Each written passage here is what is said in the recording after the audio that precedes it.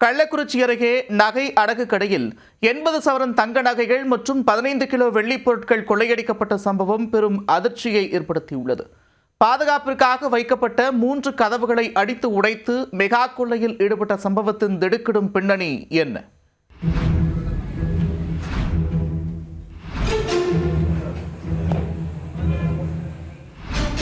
நகை அடகு கடையில் மெகா கொள்ளை. பீரோவை உடைத்து 80 சவரன் தங்க நகைகள் அபேஸ். கள்ளக்குறிச்சியை அலறவிட்ட அந்த திருட்டு கும்பல் யார்?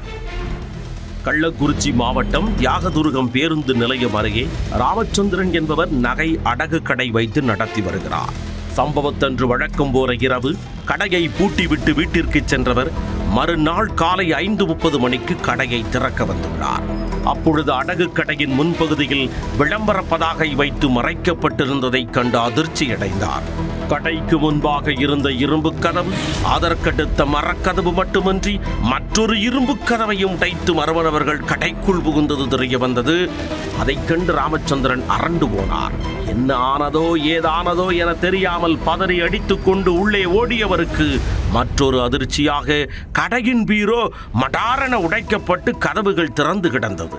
அதில் வைக்கப்பட்டிருந்த 80 சவரன் தங்க நகைகள், 15 கிலோ வெள்ளிப் பொருட்கள் மற்றும் 5000 ரூபாய் ரொக்கப்பணம் உள்ளிட்டவற்றை மர்ம நபர்கள் கொள்ளையடித்து சென்றுள்ளனர். இதனால் பதறிப்போன ராமச்சந்திரன் உடனடியாக தியாகதுருகம் காவல் நிலையத்தில் புகார் அளித்தார்.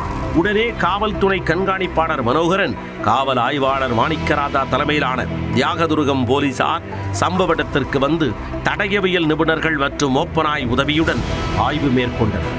இந்த ஆய்வில் சம்பவத்தை மறைப்பதற்காக நகை அடகு கடையில் இருந்த கண்காணிப்பு கேமராக்களை திசை திருப்பி ஒரு பெண் உட்பட 3 பேர் கொள்ளை சம்பவத்தில் ஈடுபட்டதாக முதற்கட்டமாக தெரிய வந்துள்ளது. அது தொடர்பாக முக்கிய துருப்பு சிக்கி இருப்பதாக கூறப்படும் நிலையில் விரைவில் கொள்ளையர்கள் பிடிபடுவார்கள் என எதிர்பார்க்கப்படுகிறது.